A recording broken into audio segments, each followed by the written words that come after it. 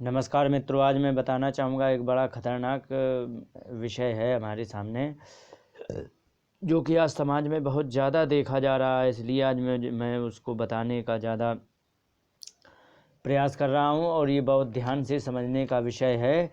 आजकल लोगों को देखा जा रहा है कि भोजन में जो चीज़ समझते नहीं हैं और जो मर्ज़ी होता है सो खाते चले जाते हैं, उनके अंदर कोई समझ नहीं है। इसका कारण ये है, आयुर्वेद जब से हट गया तब से भोजन की क्वालिटी एकदम ख़त्म हो गई है।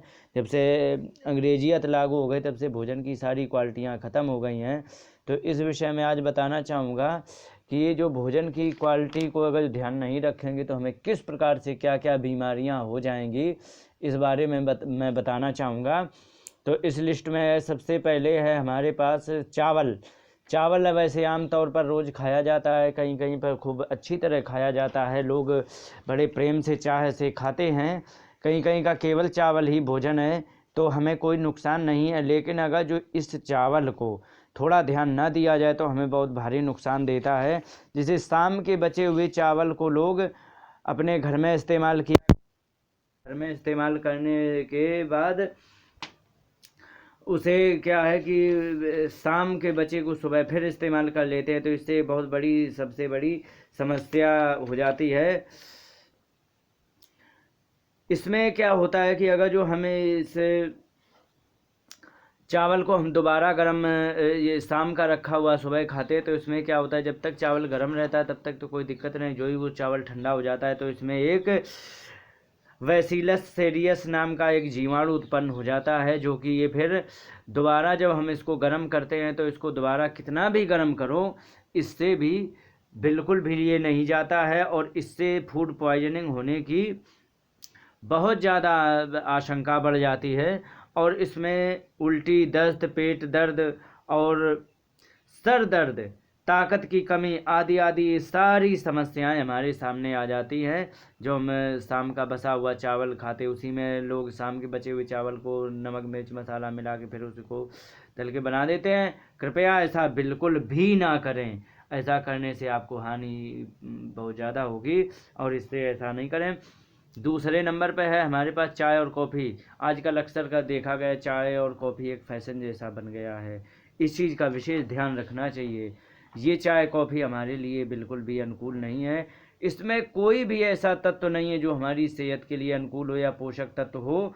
वैसे चाय तो हमारे लिए नुकसान ही करती है, क्योंकि इसमें कैफ़ीन होती है जो कि हमारे लिए तकलीफ़ देती है। उसमें भी शुगर, चीनी और डाल देते हैं, तो ये हमारे लिए और नुकसान करती। किस प्रकार से करती, जैसे खाली पेट चाय पीते हैं, जैसे सुबह उठते उठते लोग चाय पीते हैं, तो हमारे पेट में वैसे ही बहुत ज़्यादा एसिड भरा होता है, और जब हम ये चीनी मिली चाय को पी लेते हैं तो इससे एसिड की मात्रा दूनी रफ्तार से बढ़ जाती है। और दूनी रफ्तार से जिस समय एसिड बढ़ेगा तो हमारे लिए नुकसान करेगा, जिसमें हाइपर एसिडिटी, बाल झड़ना, कब्ज, गैस और अपच, त्वचा रोग, कालापन, त्वचा की कालापन हो जाना, और ये बहुत ही ज़्यादा तकलीफ़ देता है। और ये चीनी और कैफ़ीन हमारे लिए बड़ा ही नुकसानदेह होती है। और कैफ़ीन का काम होता है केवल उसकी लत डालना, तो ये लत डालने का काम करती है।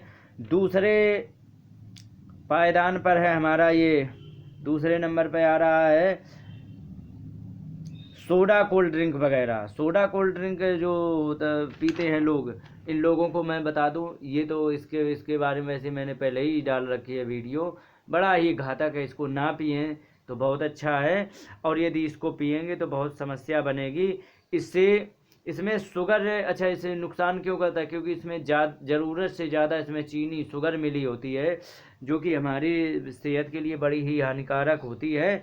और इसमें हानिकारक केमिकल मिले होते हैं, जैसे फॉस्फोरिक एसिड है, सोडियम ग्लूटामेट, इस प्रकार से कई एक है। मैंने इसका वीडियो बनाया हुआ है, एक स्पेशल वीडियो पड़ा है इसके लिए।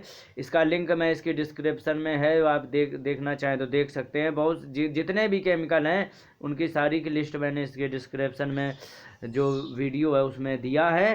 तो ये हमारे लिए इस प्रकार से नुकसान करता है। और इस कोल्ड ड्रिंक में एक चीज़ और ध्यान रखना कि कभी भी कोई भी पोषक तत्व तो ऐसा नहीं होता है जो हमारे किसी भी काम आ सकता हो।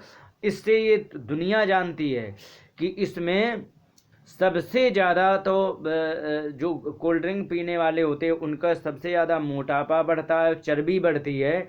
लेकिन इसके मोटापा चर्बी में एक विशेषता ये होती है कि ये ऐसी बेहूदी जगह चर्बी मोटापा बढ़ाता है जो बहुत भद्दा लगता है, जैसे गला एकदम लटक आना और पेट बेतुका हो जाना। इस प्रकार से ये हमें बहुत ज़्यादा नुकसान करता है। इसमें फास्फोरिक जो एसिड होता है, इससे क्या होता है, इसका नुकसान क्या होता है। फास्फोरिक एसिड होने से जो व्यक्ति नित्य कोल्ड ड्रिंक ज़्यादा पीते हैं उनमें एक चीज़ देखी गई है कि वे समय के पहले बूढ़े दिखने लग जाते हैं और अपनी उम्र से 8 वर्ष अधिक के दिखाई पड़ते हैं। अपनी उम्र से 8 वर्ष के अधिक हमेशा दिखाई देते हैं। इनमें ये समस्या होती है, इसलिए ये सबसे ज़्यादा नुकसानदेह है। आगे आता है अचार। अचार में क्या है, अचार में ज़्यादा तेल मसाला होने, वैसे थोड़ा बहुत अचार लेना चाहिए, लेकिन ज़्यादा तेल मसाला होने के कारण और सिरका अधिक होने के कारण इसमें क्या होता है, सोडियम की मात्रा बढ़ जाती है, जिससे कि बीपी और कोलेस्ट्रॉल पर बहुत बुरा प्रभाव पड़ता है। इससे कोलेस्ट्रॉल ज़्यादा बढ़ता है, बीपी भी ज़्यादा होता है इससे अचार खाने से। तो इसलिए आवश्यकता से अधिक मत खाएं और अचार खाएं तो सबसे अच्छा रहेगा। अचार केवल आंवला का बहुत अच्छा रहेगा, जो आपके लिए सेहत को बहुत अच्छा। आंवले का अचार आप एक बार खा के देख लेना, जो मैंने अनुभव किया है, अपने जीवन से घटी हुई घटना बता रहा हूँ।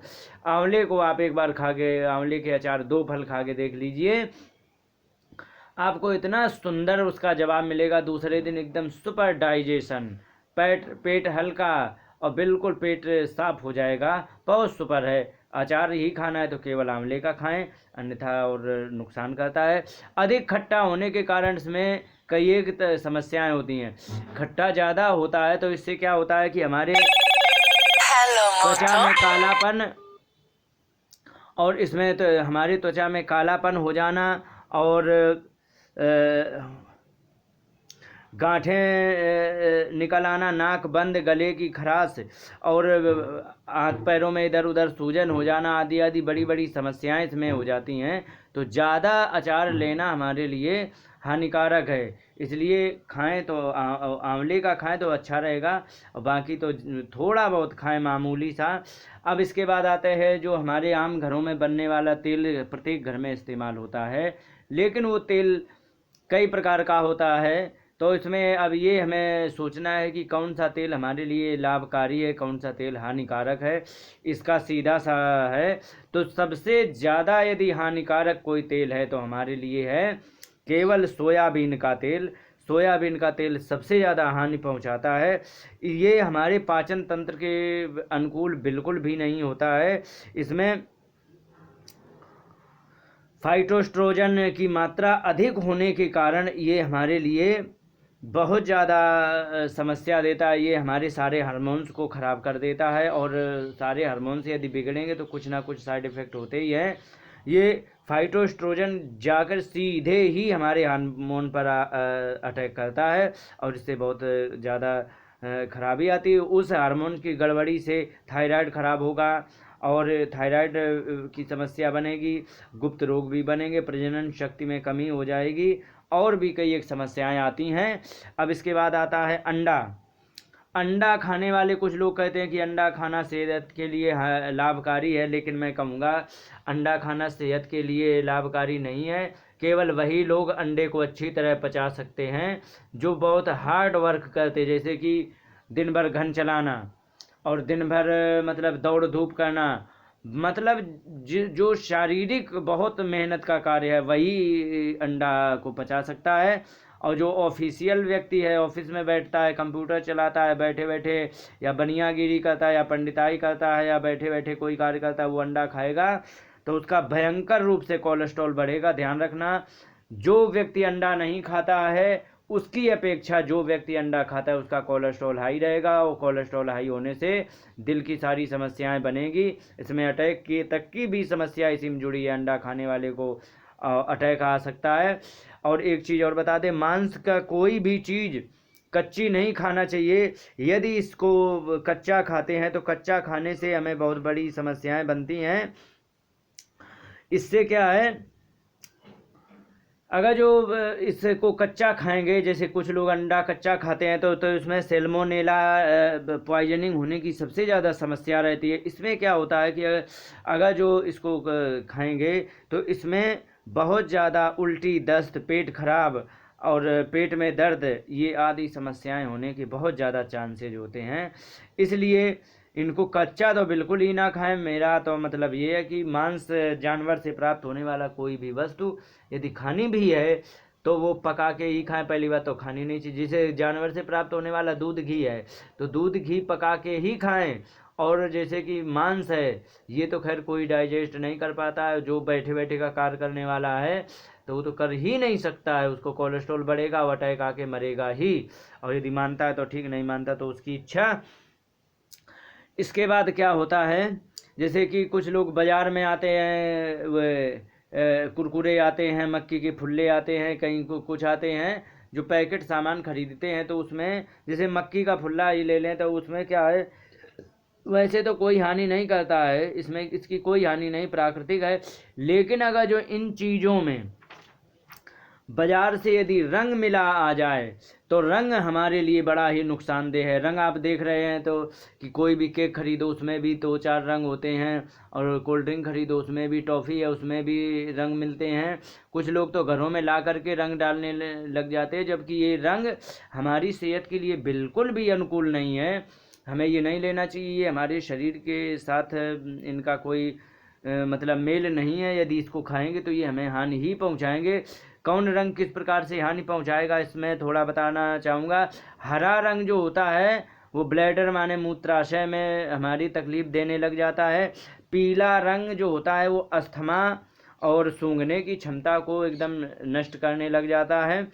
और लाल रंग हमारे खून को खराब कर देता है और इससे थायराइड वगैरह की समस्या आ जाती है।